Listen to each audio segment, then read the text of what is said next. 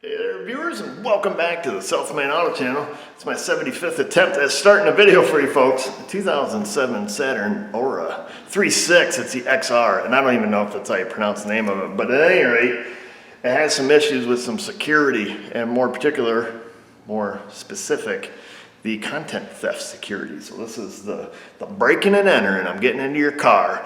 And on a GM, they got a couple security systems. One, they have like the immobilizer, where if you don't have the right key, it disables the fuel and the engine doesn't start. But they also have content theft. So if you park your car, you hit the lock button a couple times, the horn blows, and it is armed at that point, we'll call it. And so if somebody comes along and through the window and pops the lock and opens the door, the alarm goes off for a given amount of time, horn blows and all that. In order to engage that alarm or to arm the alarm, I just like using my claw hands to make a little quote thing. That's when you get out and you hit your lock button on your key fob and beep, the horn blows, indicating, hey, we're armed. You can also do it by getting out and locking the door with your key, mechanically lock it, and to turn the system off or to disarm the system, you hit the unlock button or you unlock it with your key, and then it's disarmed and allows you into the vehicle. The problem with this car is it arms itself all the time. And right now we'll pretend like we just drove to the grocery store to get milk and bread and eggs because it's going to snow and we need to make French toast. And you didn't lock your car because you live in a nice neighborhood where nobody steals anything. And you come back out of the grocery store. Uh-oh, it's freaking locked. Well, this test is going to be invalid. Let me unlock it. We'll start the story over. So that should have disarmed it. We're unlocked. Let's pretend we're going to the grocery store. We got in. We turned our key on like that. We're at the store. We get out. Like I say, we live in a nice neighborhood, so we just shut the door. We don't even lock it. And now we have to wait. Our security light is blinking at a very rapid rate in there right now. Our content theft security. It's a little car with a padlock, so we'll wait. Just like we're in getting our groceries, and then I'll show you what happens after a bit of time. So that's our security light, and that's blinking like it's being armed. Now that light, from what I read in service data, should not be blinking that fast unless we armed it, which we didn't. We didn't hit the lock. We didn't do anything to indicate that we want to arm. Now, when that switches to a slower rate of blinking, I think it's 90 seconds, now it's armed. Now it's watching for a thief. So technically, you ready? Close your ears. Uh-oh, we got us a bad guy. And then to disarm it, we unlock it. And then that 3-horn blow that it does is supposed to be an indicator to the owner of the vehicle that there has been a theft alarm event. So I went and answered the phone because it was ringing, and you guys seen that the last thing I did was unlock it and open the door, and we never rearmed it, but the time it took me to talk on the phone, it has rearmed itself. Okay?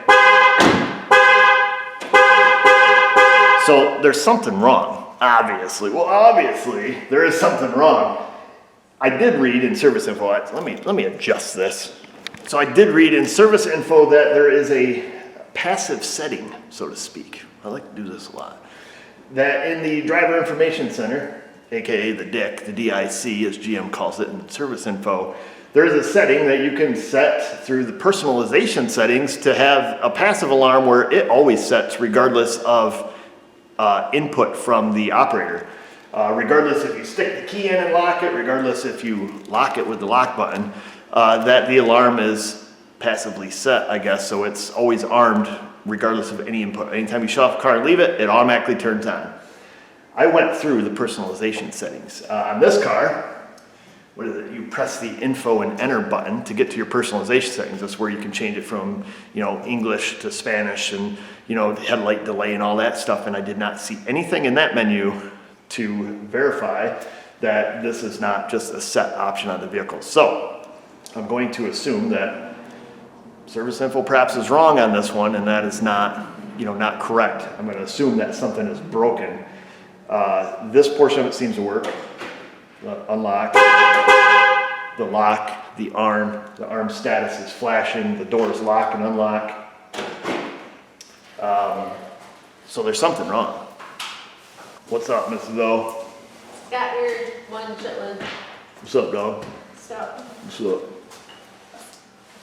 Huh? Nothing? You done talking to me? There's something up. Huh? There's nothing. Okay then, good talking with you. Good. What you got? Anything? What are you working on? Saturn Aura. How do you think you pronounce that? Look on the deck lid there. Tell me what you think. Is that Aura? Aura? Aura? What do you think? What do you think it is? Aura. Aura? The Aura XR. Sounds sweet. Anyway, back to business. So usually before I dive in to any type of repair, particularly on something I'm not very familiar with, I like to read a little bit about it. I went online. Google got me the owner's manual because there's no owner's manual in this car.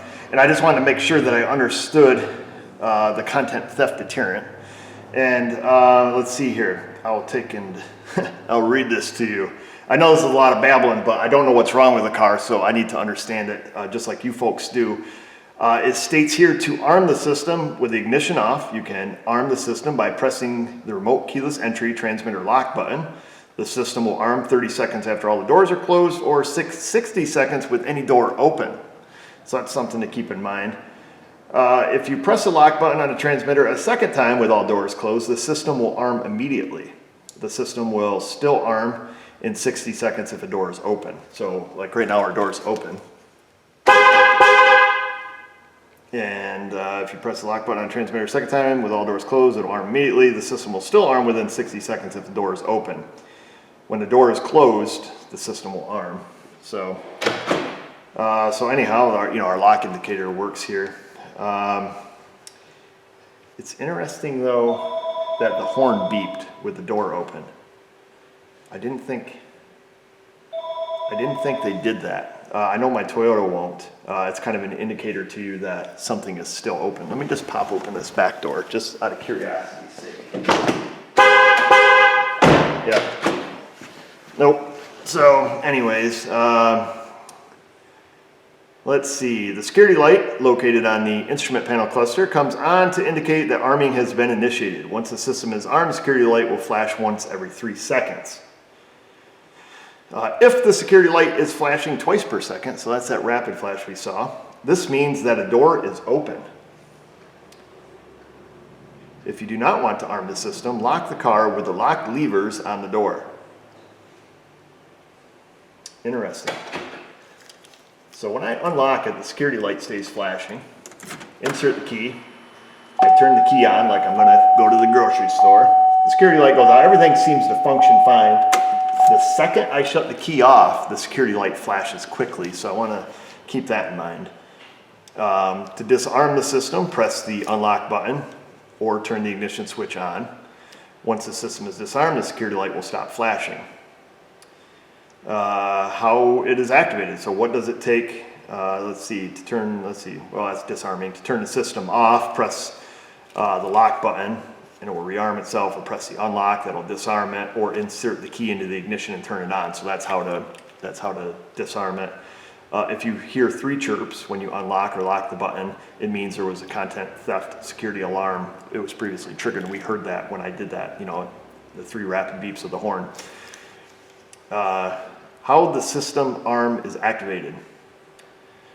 Or how the system alarm is activated. It states, open the driver's door or trunk, will cause a 10-second pre-alarm chirp followed by 30 seconds full alarm horns and lights.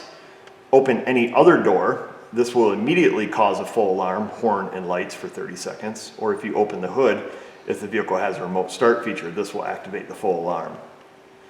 When the alarm event has finished, the system will rearm itself automatically. So that's pretty interesting. This does have remote start. I do have the hood open. I did fiddle with this car a little bit with the hood closed, and it didn't seem to make a bit of difference. Now what's interesting, I'm sitting here, the alarm system is armed. Of course, the driver's door opens, so technically if I open this back door, it should go into a full alarm event. Whoa, fella. Okay, so that portion of it's right. So it does appear to be working as intended, as it says everything here. According to the owner's manual, it's working exactly like it says it should, except for the fact that it is automatically arming itself. Now, let me get back into some service data here. So I'll read to you what I saw in service data last time I looked at this car. I'm just reading through content theft security to see, description, operation, how it works. Basically, it states what we just read in the owner's manual, a little bit more in depth. It also says here, that it can be armed with the windows or sunroof open because it doesn't monitor those. So that's, if you're thinking that. It tells you how to arm it, and then it talks about this passive CTD arming, so content theft deterrent arming. Through the vehicle personalization, the CDT system can be set to arm passively with no input from the vehicle operator. Passive CDT arming, content theft deterrent arming, will not lock the vehicle's doors, however. Use the following procedure in order to passively arm the system. Turn the ignition on. Turn on passive CTD arming via vehicle personalization. Turn off the ignition, open any door. Once the door is closed, the timer begins. After approximately 3 minutes, the content theft system will enter arm pending mode. This mode is identified by a quick flashing security indicator. After approximately 30 seconds, it will begin flashing slow, and now it's armed. I'm glad I read this a second time because this says after approximately 3 minutes, which ours starts immediately. Right now, the vehicle's armed. So I did not comprehend that last time. So that's interesting. But like I say, I did go through the personalization settings and did not see that there. So at any rate, we've got to look through the body control module. We've got to look at data just to see if we see some data that's whacked out, because I don't know what else to do.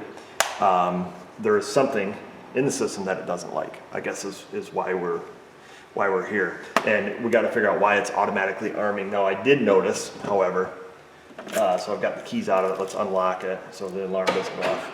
So yeah, so now it's beginning to arm again. I did notice that the power door lock buttons do not work on the door, on either door. I don't believe this one worked either.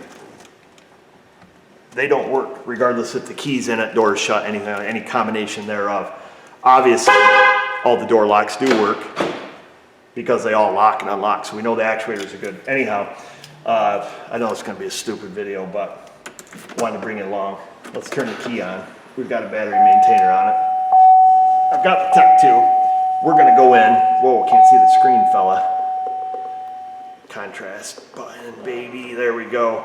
I'll get you guys spun around here. We're going to go into the body, and it has a manual type air conditioning, and we're going to see if we can see content theft, and we'll go through the screens and see if anything jumps out to us. And just so you guys know the status where we're at, I'm in the vehicle, key on, engine off, obviously. We have a low tire. Doors are shut, they're all unlocked. Okay, so no problem with the key on.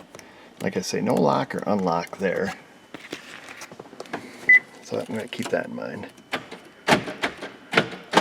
They all work from there, and I know I'm gonna have to hold this for you guys. Hold on here 1 second. Let's flip this out. I know this screen on this thing sucks as far as recording, but you're gonna have to bear with me. Give you the old one-handed handy here. Let's see. I think that angle there might work for you. Of course, I cannot see the screen. Let's see. We're in the body system here. We're gonna go to theft deterrent. Right? Is that what we want? Vehicle theft deterrent? Probably not, because this is going to be, yes, that is all, that's for the engine. Let's back out, let's go, oops, manual. Nope, yeah, we want a manual AC. You're gonna get all my mistakes, folks, when we do stuff like this. What's up, Mrs. O? I got a question. Oh boy. Yes, I would marry you again. What else? How much do you love me? More than I can express in words. As far as east is from the west. And now I have a personal question. Well, I'm going to turn this one off. And we're back. I don't know if people even follow along with these videos. Let's go to data display. There we go. That's what we want. Entry control, no. Theft information. Yeah, we want theft info. And we're just going to go down through these data PIDs to see if anything jumps out to us. Arming status says inactive. Okay, can you guys see that? Hopefully, I'm just gonna shut the key off. Okay, maybe just open and close the door. Content theft. Deterrent status armed. What's our, oh yeah, our indicator light is down there flashing quickly. Arming status is active, and we haven't given it any input to say why, you know, to tell it, hey, turn on. I did notice that this trunk status says open when the trunk is closed, which is odd because I know in another menu, because I did, I'll be honest with you guys, I did peek at this car a little bit before I started just to kind of get an idea where I was going. This was about 3 or 4 days ago though, before Thanksgiving or somewhere thereabouts. And I did see in another menu the trunk status actually worked, but in this menu it didn't. So I want to keep that in mind. I don't know what that has to do with anything, but we're going to keep that in mind. This tells us why our alarms went off. Obviously it went off the last time because we opened the rear door. All right. In a minute here it's going to be armed. So arming status is inactive. Content theft mode is armed. So if we open the door, yep. Warn away! Where are we at? Unlock. I don't know what content theft mode. Sim arm pending. Okay, I'm going to put the key back in it. We're going to turn the key back on. Alright, let's just keep scrolling. We only have 10 things to go through here. Trunk release status enabled, arming status inactive. So we're right back to where we started. So we don't have a lot here to go on. In this regards, I thought I saw something I wanted to show you. But anyways, we're going to keep track of the trunk open status. Alright, let's back out of here. Maybe it was under entry control. I thought I saw something wonky with the door locks. Okay. So, door jar, door closed. Is that just the driver's door? Oh, driver's door, door closed. What's that door jar switch? What's that one? Oops. Thank you, ding dong. Door jar switch, door closed. What door could that be for? It's not driver's door. Maybe that's any other door. Let me open the passenger side. Hold on. Yep, so that's the passenger side door jar. Okay, it must group all of the other doors. Let me get the rear one here on the driver's side. Yep, so, oops, hang on, folks. Oh man, that was my shoulder. So the door jar switch is for every other door, apparently. All right, the door cylinder, so that's going to be our lock cylinder. It says it's in the idle position. Let me roll this window down. Let's make sure that works. Let me shut the key off. I'm going to stick my other hand out the window while holding the camera still. Where's the... Let's see if I can find it using the mirror. Oh, right there. Am I in? Oh, I'm in the hole. I felt it. So it says it's idle. Oh, lock position. Idle. Unlock. So the lock cylinder works.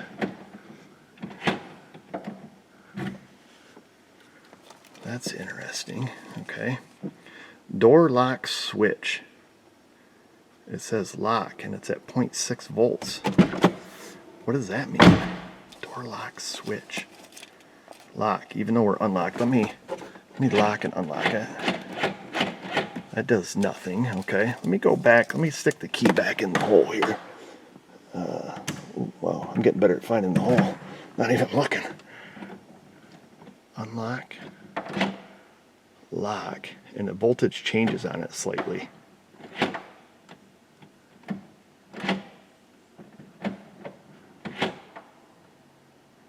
Unlock. The pit I'm looking at is this one and this one.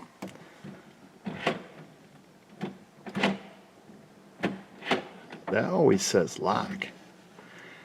Okay, could that data PID be screwing us up?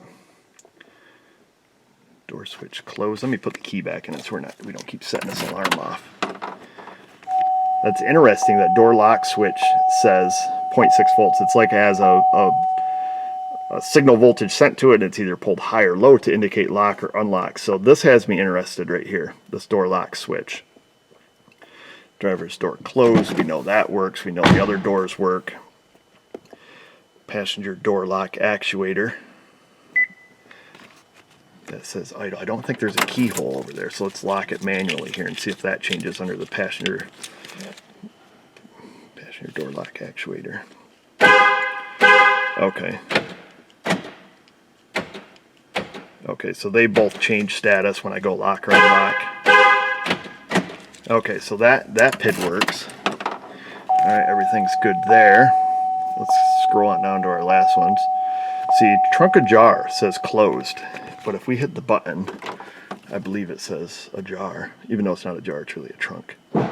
Yeah, so okay, so that works. So maybe there's two switches. Maybe the one on the theft-deterrent side versus entry control.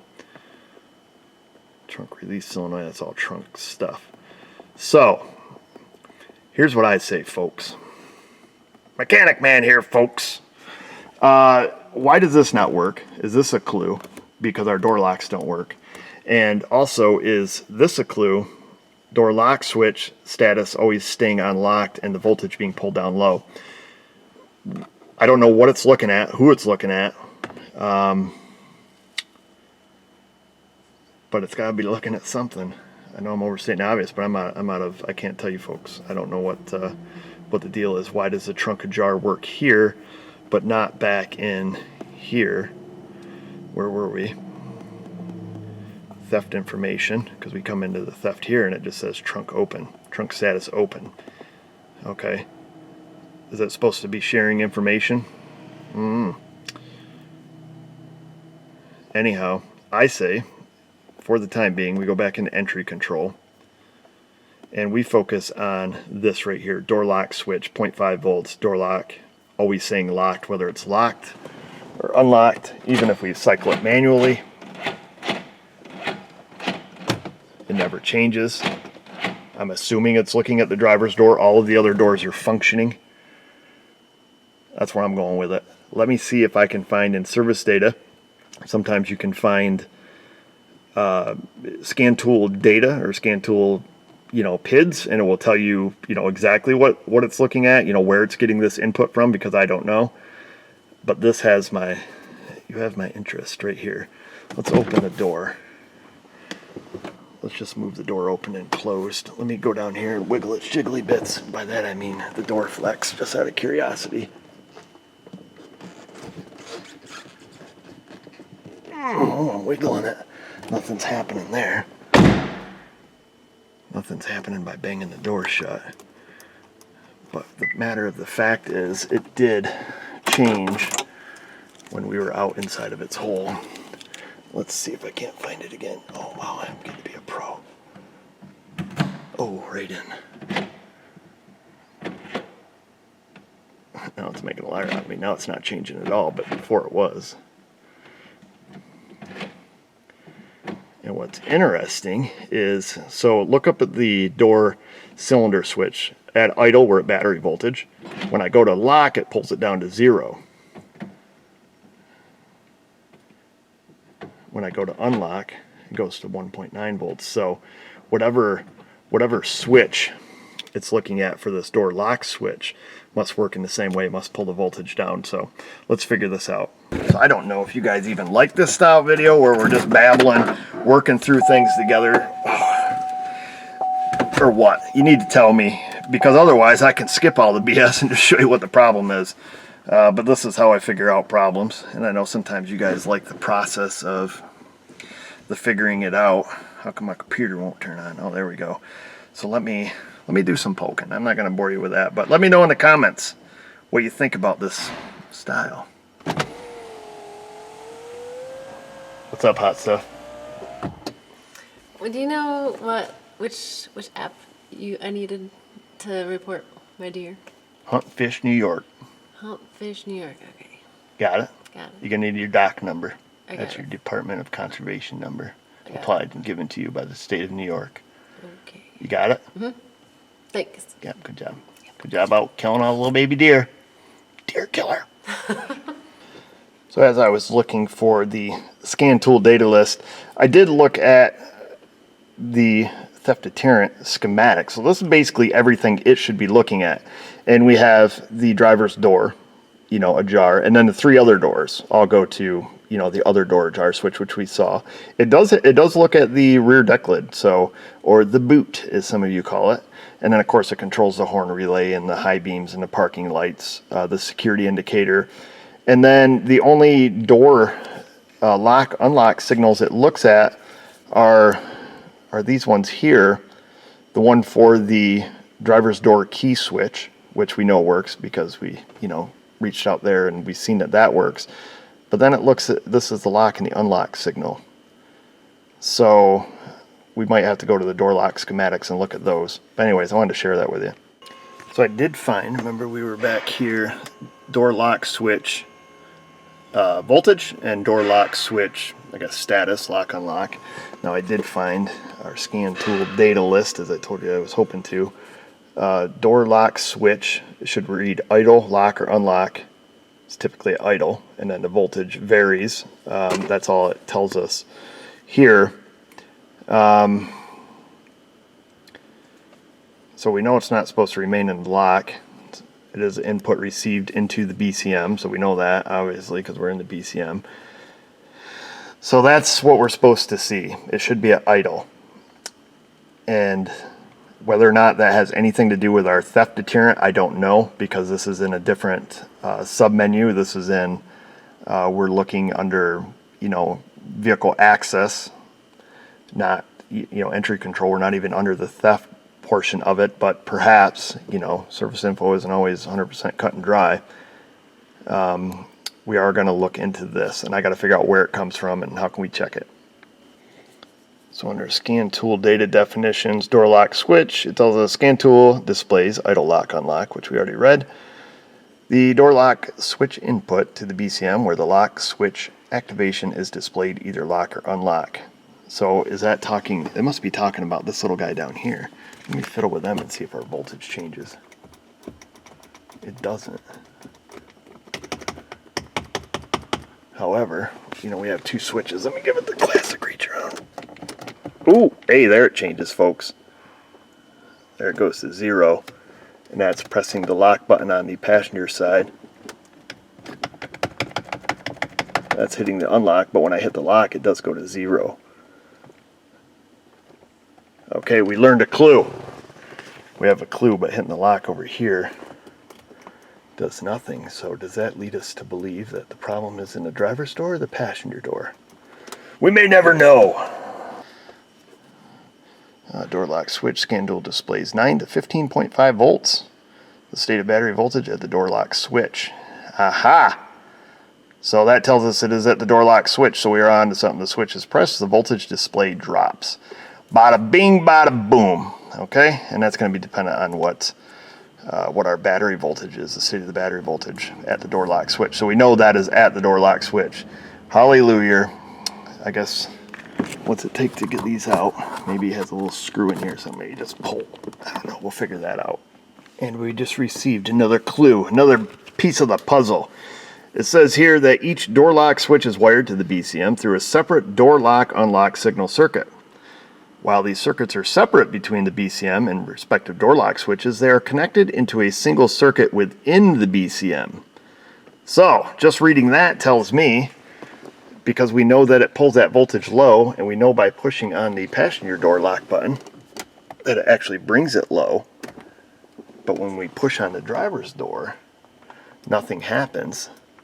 Stays at 0.6, that would lead me to believe that here is our issue, at least in this door. This door is not pulling it down, or perhaps it has pulled it down as far as it can go and it won't go any further, but by pushing on the passenger side, it pulls it down the rest of the way. When either, let's see, let me continue reading. The BCM supplies voltage to the door lock unlock signal circuits to each door lock switch. When either door lock switch is operated, the supply voltage is pulled to ground. Boom! Providing the BCM with the required lock or unlock signals. In order for the BCM to distinguish between lock and unlock signal, the switch contains two separate paths for the voltage to flow to the same body ground. That's called multiplexing. One wire, multiple plexings. It's kind of like, your cruise switches and stuff. It can all run through a single wire. Let's see. In order for the BCM to unlock to the same ground, when the switch is operated to the unlock position, the supply voltage flows to the ground to a 1.5 kilo ohm resistor. The switch is operated in lock position, the voltage flows to the ground through a different part of the switch and has no resistor. The BCM interprets the flow of voltage as lock or unlock request and powers the door lock actuators, the appropriate lock and lock position. Boom. So that's what we need to know. What's up, Mrs. O? Oh, I just need some help. Coming in here to my party. Mm-hmm. You know what I'm saying? What kind of party is Pants it? party. You're having a pants party with your camera? No, you're here now. Oh, we were having a pants party by yourself. We're gonna have a pants party. I'm joining your pants party. You want to join my pants? I'm not sure. I don't understand. Let's have a pants party. I'm confused. So I found us a diagram. And hence, here's our BCM, our door lock unlock signal. Okay, just like it stated, they are tied together. So here's the passenger side, here's the driver's side, two completely independent wires, but we can see in here they are hooked together going to one piece of the logic. This is the brain box, we'll call it. Door lock unlock signal, as stated in the text, there's a 1.5 kilo ohm or 1500 ohm resistor on the unlock side on both of them, and then the lock, as it stated, also goes straight to the ground. And the wire we're looking at is the white wire in cavity C of the driver's door lock switch. I say we rip that baby apart. So you're just gonna hang out in here with me all day, text on your phone like every other family at every place we ever go to? I'm waiting for the party to begin. What the heck? Seriously though, what are you doing? Because you know when Josh is here and things get awkward. Yeah, that would be awkward. Remember that one time? What? We won't mention What are you that. talking about? That one time. You just mentioned it though. You know. You said I won't. I don't want to embarrass you. Mentioned. I don't wanna What are you embarrass going for here? What the heck? I'm going to get some tools. So what are you doing? I needed your help.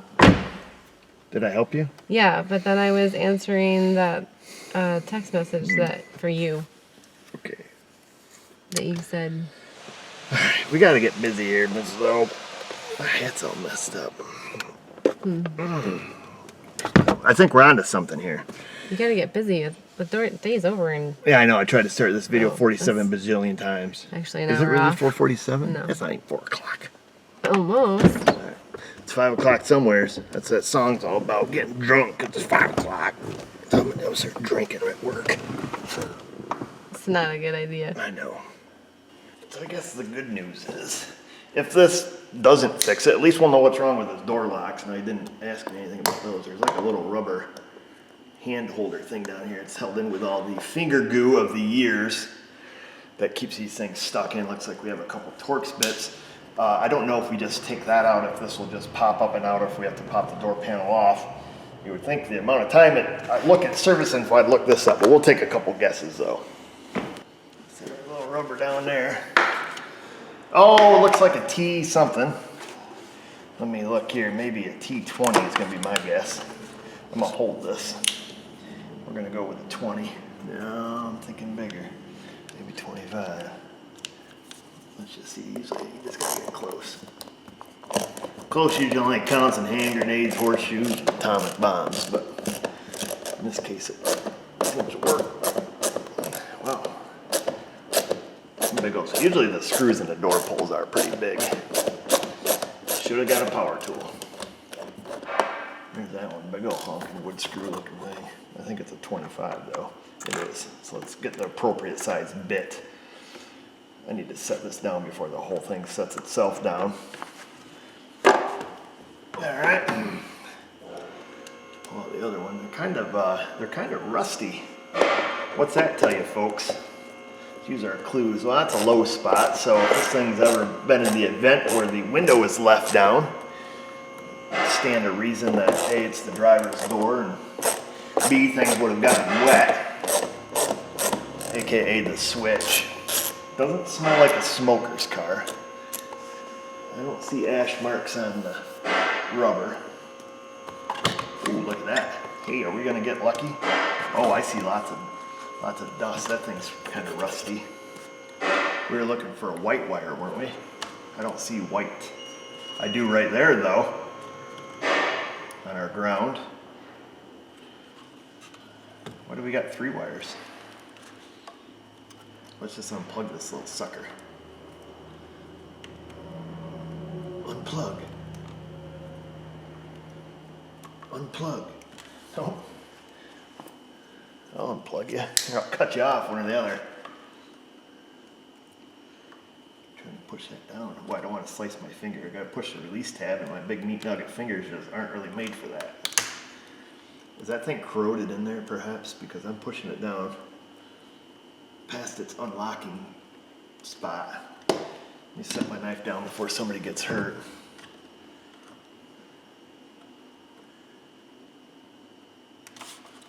Let me pick my knife up so I can try not to get hurt again. Yeah, I'm pushing it down. What in the thunder, mother lover? I hate stupid little connectors, stupid cars. Come on, baby. You corroded? Nope, I'm just a wuss bag.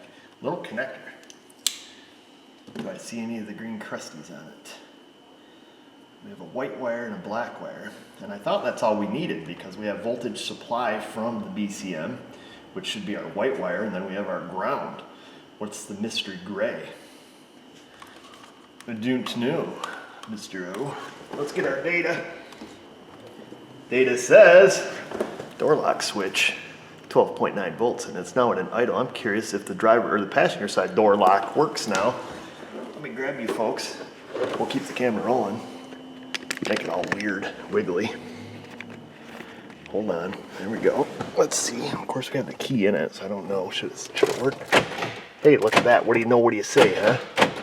They work now. Now, the big $1 million question is, does that have jack squat to do with our original problem, or did we just diagnose something we weren't asked to diagnose in an effort to fix a problem in which we were asked to diagnose?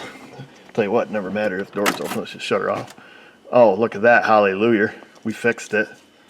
There is no blinking security light until we arm it. Oh, yeah. Whoop, whoop. There it is. That's all it needs. How come that is not in service info under theft security stuff, stating that if your button is broke, your theft alarm will go off? Freaking piss pots. This is a gray wire. What's the gray wire? Oh, you know what? I know what the gray wire is. Because here we only show white and black. But I bet I know what the gray wire is. Interior lights dimming schematic. How come we got no bright lights in here? Let me turn the key back on. Oh yeah. See how that lights up? Now it's off. Now it's on. Now it's off. That's what the gray wire is. The gray wire is our dimming circuit. Ah, okay, now we know. I just want to know what the gray wire was. I don't care about the rest of it. Needless to say, do we want to make sure this circuit's intact? Well, we certainly can. And we can simply do that by looking at scan data and using a jumper. Because we're at 12.8 volts, that's battery voltage. We're not even in the theft stuff. We're in entry control. None of this information is in Theft-Deterrent, which sucks. We're idle, so those are the only ones we want to look at. So if we want to verify that our button is bad, we're going to substitute a load. This is a variable resistor. Now right now I've got it cranked down. Oops, that's the wrong way. Let me crank it down. 0.0. So we should be at 0 ohms. Remember, 0, we have 0 resistance. We're going to take, we can run a little bit of current to this. We're going to go to the white wire and the black wire. Now, when it goes straight to ground, no resistance, it should lock the door. Boom, lock the door. Hey, that worked. Sometimes I surprise myself. Okay, so that lock now 1500 ohms it says is unlocked. So there's 1.50. I don't know how exact it needs to be, probably not exact. This should unlock it at this point. Get my probe up in there. Boom, unlocked. Look at that. We just proved that the switch is bad, the wiring's intact.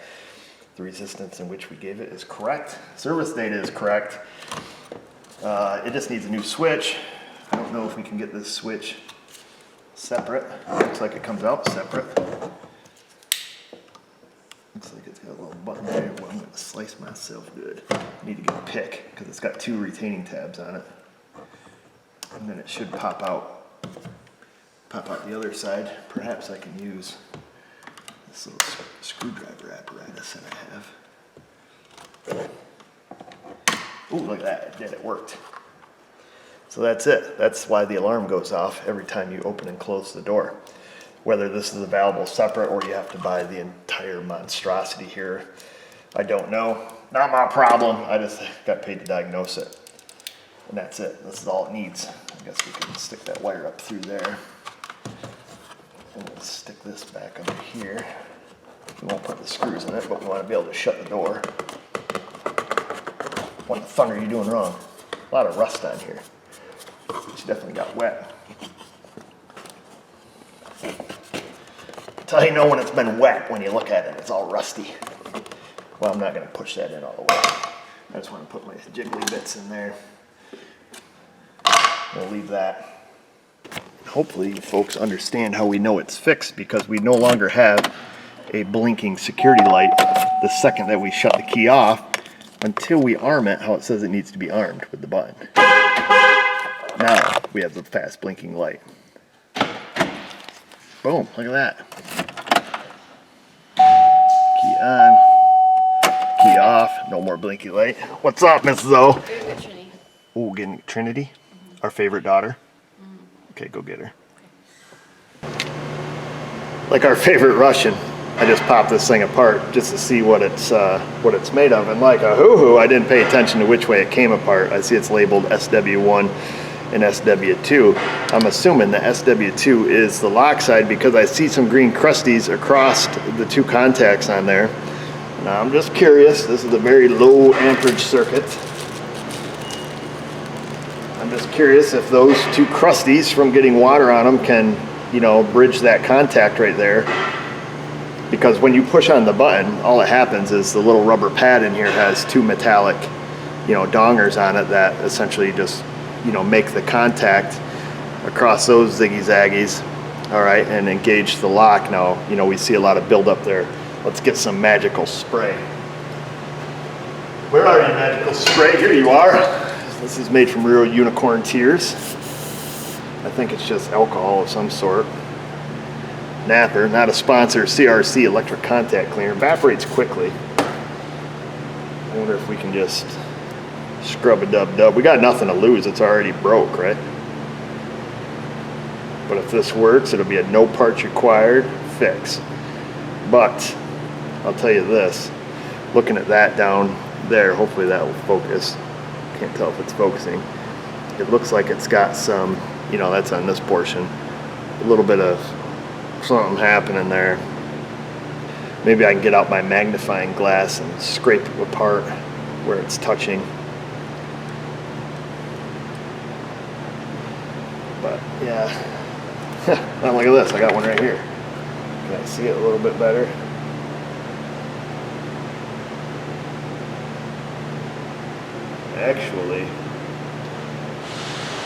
Actually folks, the contact itself is broken. We're gonna have to enhance. You guys are gonna have to see this. So if we have a little look-see, look at this contact, you see how it goes around there in a C shape, and then this other contact comes around as a C shape. But when we go around this side, it is clearly broken. Which piece is broke? This piece here, so the lower half where it used to come around to the edge and go to this upper half. If I had some kind of fancy skills, I would be able to fix that. Basically, this side is supposed to look like this side, but it doesn't. So, technically speaking, if we put it back together, would it work? Yes, it would. If this piece could make contact with this piece right here, then it would still work. Now that we've cleaned the corrosion off from it, we can just try it for grins and giggles. I don't know how big of an area this little metallic tab touches. It would have to touch, like I say, it would have to be able to touch the upper half in order for this to work. We can give it a shot, but it may not work. Oh, I had such a hard time unhooking this thing too. Boom, basically fixed it. All right, let's put it back together and ship it, charge them for a new one. Not really, but it does work. So basically it was corrosion in there. It still needs a new switch, technically. So that's that, proof. Proof is in the pudding. Oh, move that out of my way. Hold on folks, let me get in here and get the door closed and get our little Tech 2 unplugged. Coming. Works now. What do you know? Where do we put the keys? Oh, right here in my pocket. Let me get the window rolled up. We'll talk. We'll reminisce. We'll see what you guys thought. Hold on. Furnace is kind of loud. There we are. We're in. Alarm system works as intended now. I don't know what you guys think about this video. We could definitely 100% shortcut the process as far as what you see. You don't see any thought process. You don't see looking up anything or how I get to where I'm going. I do know that it's helpful for some people to say, all right, well, you brought us, well, how'd you know where to go? I don't know, logic, looking at service data. You got to have good information. Without information, I'm not very good at fixing cars because I don't know everything there is to know. We work on a lot of different makes and models, and I guess you can't be expected to know. So if you think that you suck at working on cars because you don't know how something works, well, maybe it's because you don't have service info to know how to look it up. You got to be able to look it up, and there's lots of ways that you guys can do that. I was looking at service data on Identifix, so I use that for service data. I use some OEM. Let's say this was your car and you didn't want to pay, I think I pay $140 a month or something for that, and like $180 for Mitchell and whatever, but you wanted to have service data on this car. Go on GM and get your 3-day subscription for whatever it is, $20, something like that. There you go. Boom, factory service data. You have it. And I'll put some links in the description to NASTF, National Automotive Service Task Force, which gives you links to all the OE's websites, which most of them have short subscriptions, week-long, 3-day, 2-day, 24-hour, 72-hour, 48-hour, however you want to say it. They have subscription access, and you're going to have factory data, the same stuff they have at the dealership, give or take.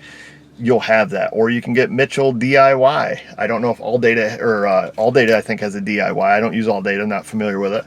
I don't know if Identifix does, but then you can have access to the same information we do that's actually affordable. But if you are getting a short subscription status, like a 2 or 3 day, either go on and save everything that you might need as a PDF, or make sure you get your subscription on the weekend that you intend on working on the car or fixing the car. So we did not have to use the Bosch Tech 2. We could have used the Altel or our Bosch 625, or any scan tool that we could get in and read data.